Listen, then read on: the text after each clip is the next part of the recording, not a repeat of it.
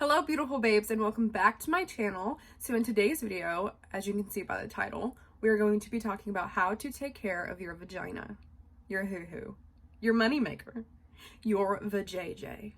In reality, for some reason, talking about our vaginas is seen to be naughty, which is ridiculous because we all have vaginas, and let's be honest, they're delicate little flowers and they're sensitive bitches. So I've spent a long time trying to find the perfect homeostasis for my tenacious taco, okay?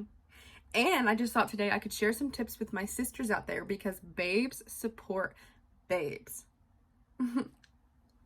Now, without further ado, let's talk about your vagina. My dogs are in the background, supporting me.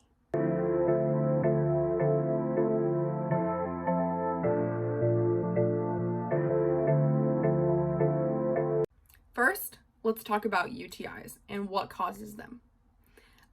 If you don't get UTIs, fuck you. Fuck Trump.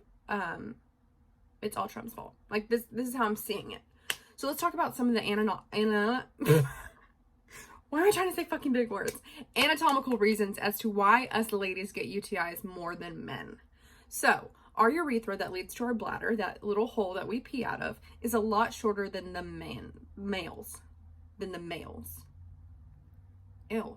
So theirs is the whole length of their, what's the proper term for it? Their weenie. So ours is only a few millimeters. So that makes it a lot easier for bacteria to travel into our bladder. So the most common bacteria that is actually causes UTIs the most is E. coli, which comes from our, what's the scientific term? Asshole. Comes from our asshole. So to prevent this, you know, girls, all of our gynos have told us this, and we've been confused by this our whole fucking lives because it's a lot easier to wipe forward than to wipe backwards. Like, how long do you think my fucking arm is? Like, I have a big ass, okay? So what you're supposed to do is you're supposed to wipe backwards. So you're pushing our, cleanness from our vagina to the back instead of the back to the front, which would cause the E. coli to reach your urethra. Another thing that causes UTIs is actually caffeine. Yes, bitch. Put down your latte because it's doing a latte bad for your hoo-ha, okay? So, what the fuck was that joke? Like, was that a dad joke? What the fuck? So anyways, our bladder does not always react well to caffeine. And it can cause a condition called cystitis, which basically just means that your bladder is getting swollen from drinking so much caffeine. And when your bladder is swollen and irritated, it makes it more susceptible to infections. So that means, honey, you are going to be peeing motherfucking acid. If you know, you know. If you know the UTI where you pee, but there's more pee and you can't pee, or you feel like you have to pee, but you can't. And there's only so many azos you can fucking take until you overdose. You know what I'm saying? Another beautiful vaginal problem that comes with UTIs is the antibiotics that they give us usually cause a yeast infection. Hashtag blessed. Anyways, so to prevent this, you need to be taking probiotics every time you take your antibiotic, okay? So I have a few of my favorites here that really help me when I'm taking an antibiotic, and it literally stops any kind of yeast infection from forming because it puts the good bacteria back into your vagina, which keeps the fungus, which is the yeast, under control. So I like to use this Azo Complete Feminine Balance Daily Probiotic. This is super fucking good. You only have to take one of these. And then I also take their probiotics. This is from VH Essentials. I don't even know what the fuck that is. It's a probiotic, and it contains cranberry. So when you're looking for probiotics, make sure that you're looking for the ones that say for feminine health, because there's ones, for your stomach to help you poop and shit.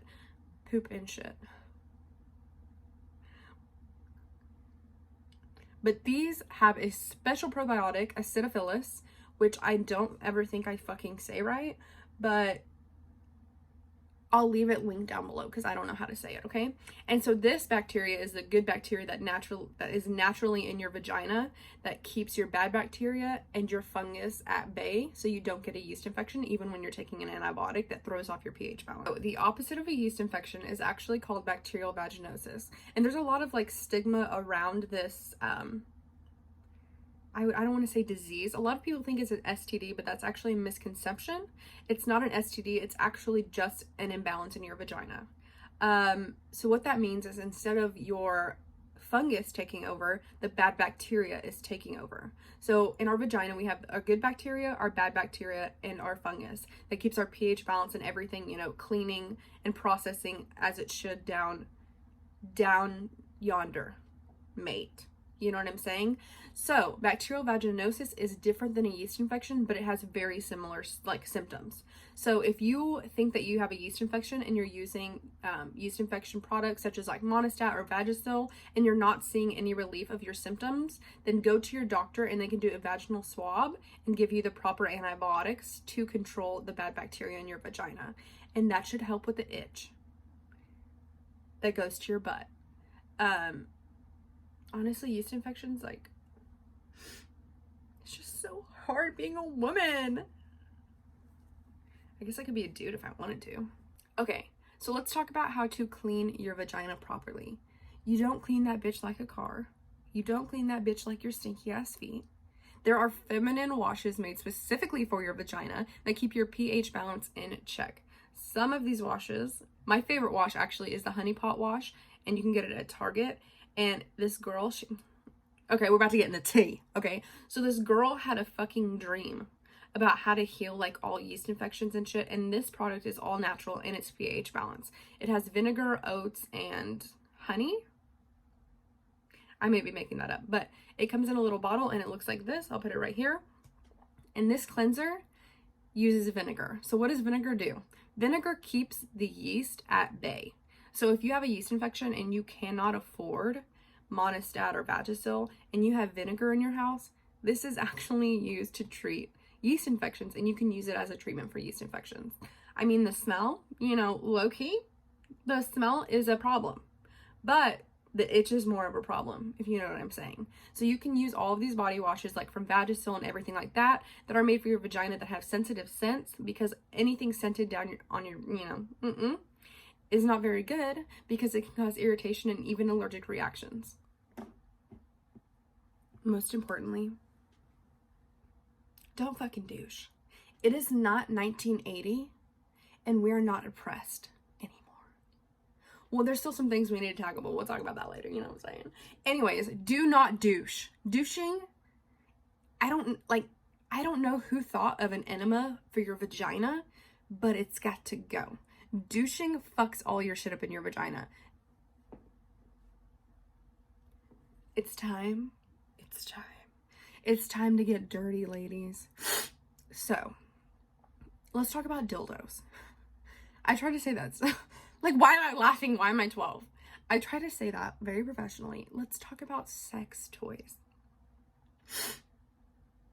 If you are not cleaning your sex toys, I was trying to think of a funny comeback, but like nothing came to my head. You need to clean your sex toys. And there's actually cleaners that are pH balanced for your sex toys. And do not use silicone on silicone. Why do I know so much? Like, how do I choose what facts to keep in my head? Anyways, a silicone cleanser or a silicone lube on a silicone vibrator could actually cause erosion to the silicone. So there you go. Anyways, you can clean them with an antibacterial wash or anything that you have in your house, like Dawn dish soap. Just clean that bitch and make sure that you're cleaning off all of the soap, because toys can harbor bacteria, right? We use them unless you're a stuck-up bitch. I don't know. I don't know. But we use these toys and then we go put them in our drawer or whatever, and we fucking put it in our vault and safe and fucking lock that bitch up. And then it sits there and sits out and can grow bacteria. And we don't want to put that back inside of our body or around our vagina. So make sure that you're cleaning your toys. So this topic actually does not relate to me. Okay, guys, like, just try to ignore the fact that I am picking my nose right on camera. It does not relate to me. Obviously, I'm with a woman, but ladies, as I was doing some research on this topic, I'm just going to make it short and sweet. Short and sweet. Make sure your boo is cleaning his who. You know what I'm saying? If your man... Oh my God, I don't know how to talk about penises. If your man... Okay, what do I want to call the penis? If your man has a dirty weenie, first of all, you need to be using a condom. But if your man has a dirty weenie and he uses that weenie, I don't know why I'm making it sound like a weapon, on you, in you, like, why do I feel like I'm fucking having the sex talk with my parents right now? I'm like, fuck. In you, and it is dirty, that bacteria is going into your body, into your vagina, and can cause yeast infections, bacterial vaginosis, chlamydia, syphilis. Make sure that you're getting your partners tested, okay? That's all I'm having to say. So ladies, as much as we want to do this, it is never a good idea to use scented products down there. So when I'm talking about scented products, I'm talking about tampons, I'm talking about pads. You know, periods don't smell like fucking Lysol wipes, okay? They're not, it's not a good smell. I mean, it's blood, right? So we really want to use pads that smell good or tampons that smell good, but this is bad because your vagina is sensitive and it can cause allergic reactions and actually yeast infections. So pretty much just avoid anything with fragrance down there as much as you can. You can use wipes, but just make sure that they're unscented or they have like a light scent or a feminine health scent. But just avoid scented tampons and pads because, sis, it ain't worth it. You know what I'm saying? It ain't worth it. So let's talk about your panties, your calzones. Is that calzone? I think that's a food. I think it's calzones is underwear in Spanish. What the fuck do I know? Anyways, let's talk about your panties, sis. Okay, so when you're washing your underwear, you should not use any scented detergents, fabric softeners that are scented, or dryer sheets that are scented. Again, because anything that is scented or fragrance can cause irritation to your vagina and lead to a yeast infection, bacterial vaginosis, or even a UTI. So just avoid them in general because it's better safe than sorry. Okay, guys, let's talk about those tight panties. Why did that sound like a porno? I really need to work on my wording for things, right? Like everything I say just fucking sounds dirty.